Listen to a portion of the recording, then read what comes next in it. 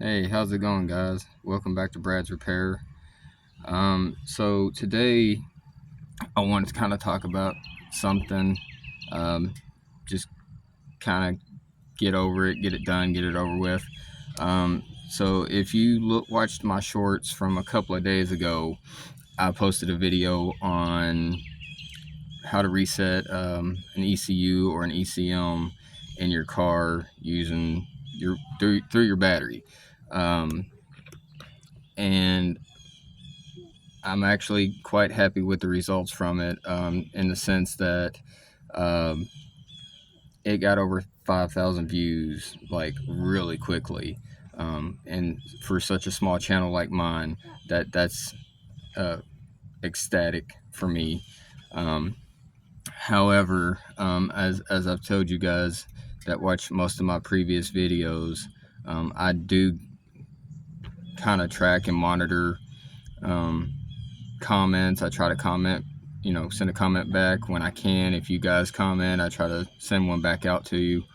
Um, but along with those awesome 5,000 views that I got, that video had about 19 comments on it. And every one of those comments on there was negative. So for some of y'all that know me, and you know what I'm about, what my channel's about, then this doesn't really pertain to you. But for newcomers that don't know me or my channel or what my channel is about, I'll give you a brief overview. So my channel is about car repair, DIY. It's not about going out and spending a lot of money for tools or repair shops or what have you. This is just a way for people to kind of get knowledge on how to work on certain things on vehicles. I'll be the first to admit there's a lot of stuff that I don't know how to work on. Uh, there is some stuff I have knowledge of, but I don't know how to. I couldn't work on it if I tried, such as transmissions, as an example. I'm a horrible transmission guy. I can do basic maintenance on one, but as far as tearing one apart, no shot. Um, so a lot of people called me out on one of the issues with that video, and it was how I basically did it.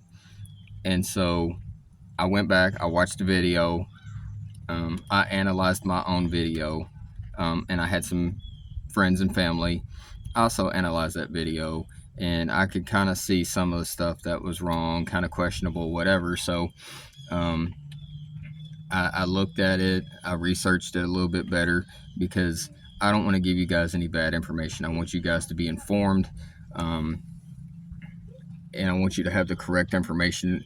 And if I don't have the correct information, I at least want to lead you down the right path to get you to where you need to be or where you want to be, especially if I'm working on something that is relevant to you. Also, most of you that are longtime viewers, currently I possess about 4 vehicles.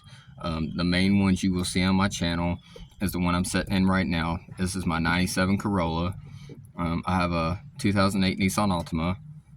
I have my 2000 Yamaha V-Star for the motorcycle people out there.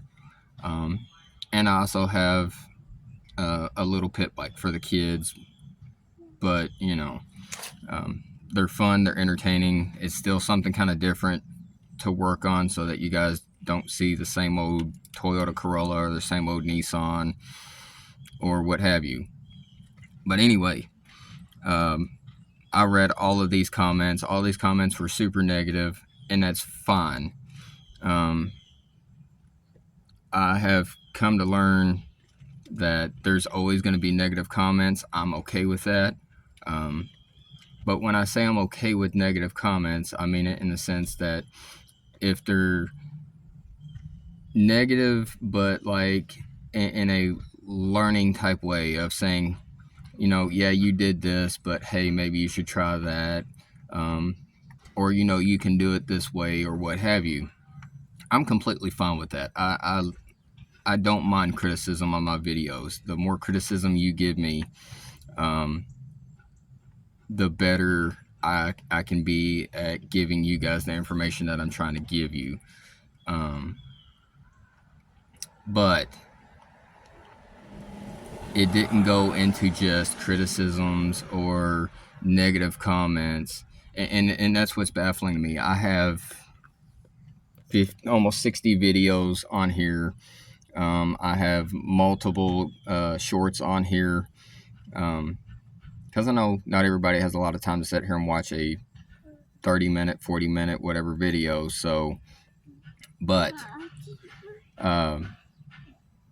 there was comments that wasn't even related to what I was doing. So I went back anyway and analyzed my own video, had other people look at my video as well. Like I said, it was only a 60-second short. And after looking at that, analyzing it, and researching a little bit better, because again, I don't want to give you guys the wrong information, I will tell you 100% that I was kind of right, but I was also kind of wrong. I was right in a certain sense of how to unhook the battery and all of that, but I was also wrong in a sense that I didn't touch the battery cables together, and that's fine. I made a mistake. I'm man enough to own up to it. That's fine. But to address some of the comments, because I feel like this needs to be done, just so I can talk about it, get it off my chest, and move on with our lives, and we can move on with better content. One of the comments was, well, why wouldn't you just unhook just a negative battery cable? That'll do the same thing. No. Unhooking the negative battery cable is only gonna eliminate whatever is currently saved in, for lack of a better term, like soft mode. So if you have a check engine light on, or you have an ABS light on, or what have you, it will clear that out. But as soon as you start the car and you start getting in motion again, after about probably anywhere between, I'll say anywhere between a minute and 10 minutes, because I've had them go quite a while before that pop back on. Pulling that negative battery cable itself will reset the computer as far as check engine lights, ABS codes, basically everything that's on your dash. It's not going to reset your ECM. So if you thought doing that was going to do what I was trying to kind of come across with, and what I'm trying to teach, knowledge about, then like me, maybe you should research a little bit better. Another thing, somebody said, well, again, was not pertained to the video at all, so didn't make any sense to me, but one of the comments in the video, and I'm not going to call out names, I'm not that type of person, I don't care. One of the comments in there was, you can afford a hot air intake, but you can't afford a cheap scan tool that will achieve the same thing. Yes and no. Firstly, let's break this one down a little bit. Firstly, no cheap scan tool in the world is gonna reset an ECM. It's just not. Don't care. You can say whatever you want to say. A cheap scan tool is not gonna do it. As far as saying, can I not afford one? Yeah, got one right here. Actually have a video on it. Pretty informative video for this little cheap scan tool. This scan tool is like $60 at Harbor Freight. If you're interested in scan tools, go back and watch that one. But that cheap scan tool is not going to reset an ECM. It will turn things on and off. It will tell me codes that the car is currently possessing, any stored codes, freeze frames, all kinds of good information, but it will not reset an ECM. Don't care. If you have $5,000 or more, well, and you could probably get one cheap, like a used one somewhere, for anywhere between $500 and and upwards of a couple $1,000s for a really fancy scan tool that is specialty software installed on it to reset eCMs. More power to you. I'm not spending $5,000 on a scan tool, and that's not what this channel is about. This channel is about doing stuff for yourself on a budget. As far as the second half of that comment being a hot air intake, well, we can break that down in a couple of senses. First one being, to certain people, yeah, that's probably a hot air intake, and I'll actually show you what I'm talking about. Some of you who may not have been familiar with my cars or my channel or what have you, this is what they're referring to. This right here. But I would not say this is a hot air intake, and I would not say this is a cold air intake. What I would call this is forced air induction and or ram air systems. If you are familiar with older cars that have carburetors, they have essentially the same thing, but instead of being in a long tube, it sets right on top of their throttle body. Secondly, this stuff right here is actually heat shield tape. It's rated up to 500 plus degrees. So the outside will get hot. The inside is going to be a completely different temperature. And the reason it is a different temperature is because it is a ram air induction or forced air, whichever you prefer to call it, because this has essentially, let me see if I can get it on video here for you. If we look right here, that is air coming from out of the front. Now that's not on a single tube, that's on a dual tube setup that is hooked to the front bumper of this car. So it's constantly forcing air to it. And it's not in one location, it's in two locations. So for anybody who wants to say, well, that's not really forced air, guys, it is what it is. I'm sorry that my car is not the setup that you prefer, or it's not the thing that you would drive or what have you.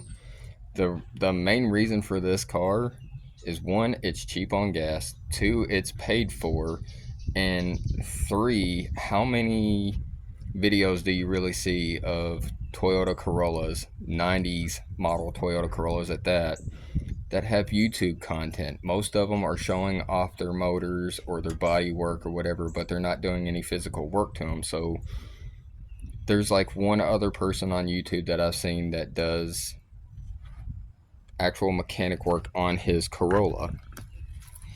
And yes, for most of you, you're going to say, well, this is a throwaway car. Yes, it essentially is. These cars were built and designed to drive until they break, and then you get rid of them, you trade them in, you pass them off to the next person, what have you, and you go out and get a new car. There's nothing wrong with this car. I do most of the stuff that I do to this car because I know stuff is wore out, and if it's not wore out, we'll just say preventative maintenance. Stuff that I know is going to wear out. A lot of my videos, there's videos that I have not even done for this car for stuff that I've put on here. But I digress. And then there was somebody else who made a comment of, well, why did you turn on the headlight switch with the battery unhooked? That's not gonna remove residual power. Residual power is stored in the power cables or the battery cables herself.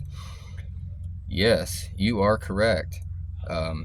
However, if you want to make extra sure that there is any residual power gone, whether you're touching cables together or not, it doesn't hurt to turn something on, a wiper switch, a headlight. If you watch some of the old hot rodder guys, they'll hit the brake anything just to make sure that there's no residual power in this thing. There was just a lot of comments like that, and it was just kind of annoying to me. So yeah, I think that was pretty much my whole gist of it. Because like I say, to say that's a hot air intake or a cold air intake, that's fine. I don't care. It's my car. I like it. And it's the same setup that you would have on an old carbureted car. Old hot rodders would put an open air filter on their carburetors, and then most of the time up closer to the windshield on their hoods, they would actually cant them upwards so it looked like the hood was bent or something. And that's how they got forced air induction off from it. It would hit the front, hit the windshield, and some of that air is obviously going up the window, but some of it would come down and suck itself underneath that hood. But that is technically a forced air induction. I did not do a video on that one. Maybe in the future we can. But yeah, the whole point being is that I took that video down because I want you guys to have the correct information. I have now, since then, posted a new video of it being done correctly. I'm man enough to own up to the fact that I did not 100% do that right.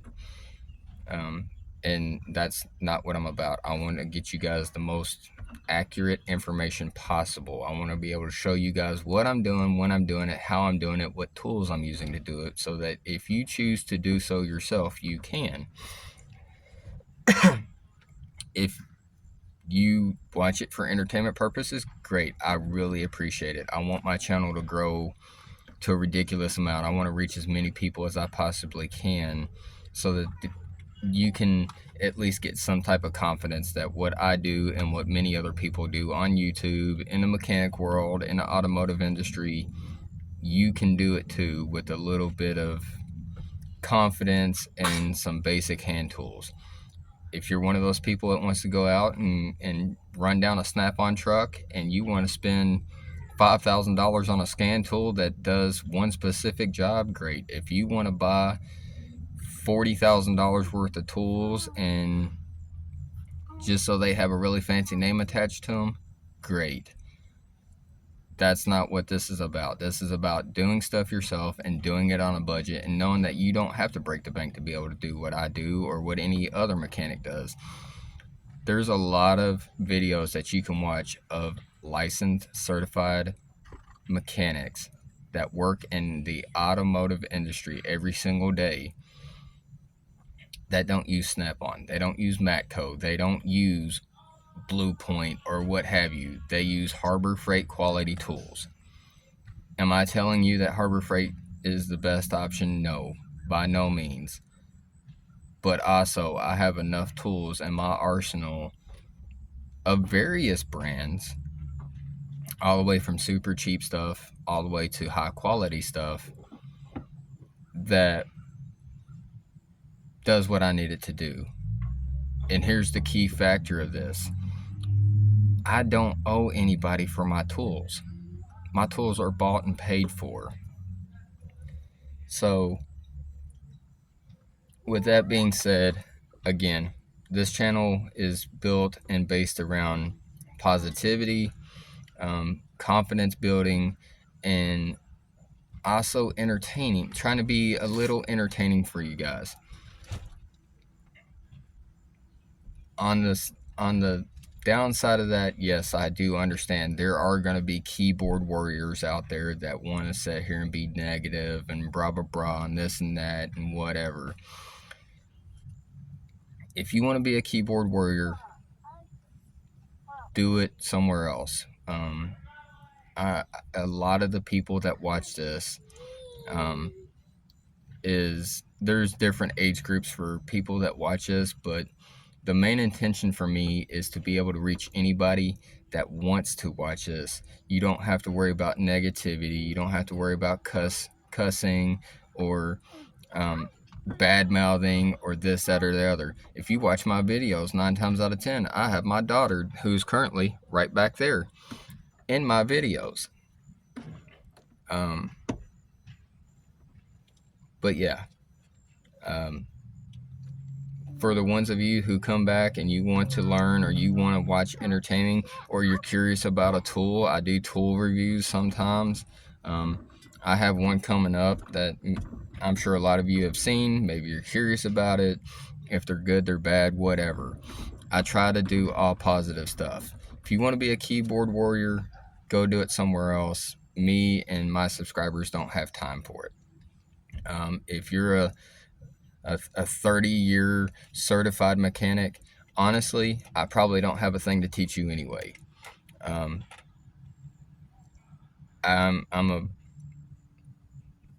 want to pass on knowledge to people who want to learn, not to people who want to be keyboard warriors and say, well, I've done this for 30 years and I know you can't do that. Dude, go get learned. Yeah. With that being said, as always, I do appreciate you guys coming back and watching my videos, and liking and sharing and subscribing. I'm going to keep on going with my channel. I don't care about keyboard warriors and the fact that they have nothing better to do than to get on to people's channels and bash what they're doing, or negativity, or any of that crap. Now, I'm not saying that if you have a suggestion or a recommendation, or maybe do something a different way than the way I did it, by all means. You might have an easier solution. You might have a better or more permanent solution to what I'm doing, or there might be something out there that I don't know. But to just get on here and just bash and negativity, take it somewhere else. Anyways, like I said, I appreciate you guys. As always, I try to do a video once a week. Lately, I've been doing a lot more shorts. I throw a short in there, so here you've been kind of getting a bonus here lately, I guess. You've been getting a video plus a short. Yeah. As always, like I said, I appreciate you guys. Like, share, subscribe, comment. And again, positive, great. If you have suggestions, great. If you've got negativity that's just going to bring it down, then move it on. And that's the whole reason for me taking a video that had 5,000 plus views in just a short amount of time, and I took it down off of my page. I appreciate you guys coming back. Sorry this rant was a little bit longer than I expected it to be.